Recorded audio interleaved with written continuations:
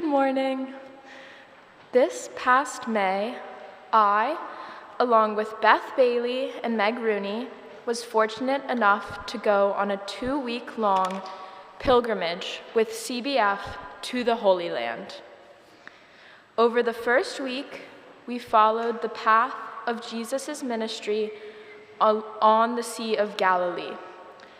As an intergenerational group of just over 20, we walked through Caesarea, the Church of the Beatitudes, Jericho, and Bethlehem, swam in the Dead Sea, and were baptized in the Jordan River. During the second week, we went into Jerusalem and walked alongside Jesus through the last week of his life. And it was hard. We were walking 5 to 10 miles every day in the hot, dry desert. But it was also life-giving. And I think that's the point.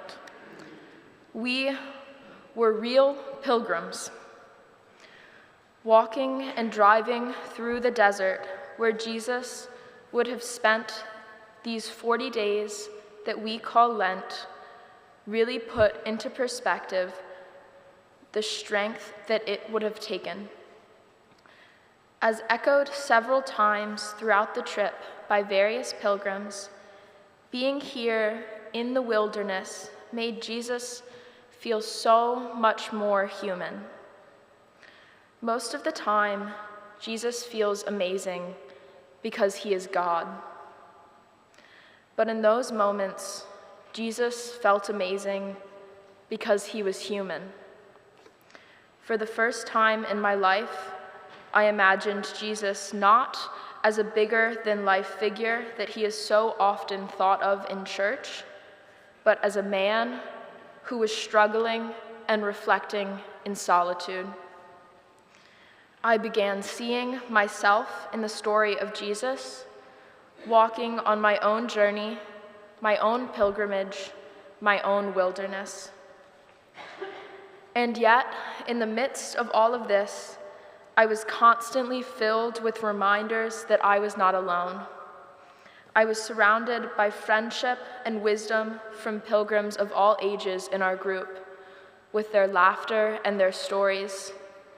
I was reminded over and over again that there were people who share my theology, one with love and justice at its center. I saw this theology at work when it came time to be baptized in the Jordan River. This was a river where millions of people had been baptized before me, and millions would be baptized after me. When Mark Snipes was baptizing a few members of the group, there were several people who were not in our group on their own pilgrimage that asked for Mark to baptize them because he was a minister. These people came from different countries, speaking different languages, to the Jordan with nothing but faith that they would find a minister to baptize them when they arrived. This was a profound moment for me. The strength that must have taken for these strangers to travel across the world, some in solitude, with pure faith that someone would show them kindness at the river and baptize them. And as I watched them smile as they emerged from the water, baptized, I saw how wonderful humans can be. I saw strangers hand in hand, showing each other love and looking at what they had in common instead of what their differences are. I think that a lot of the time Lent, as well as pilgrimage, is about solitude and prayer and reflection.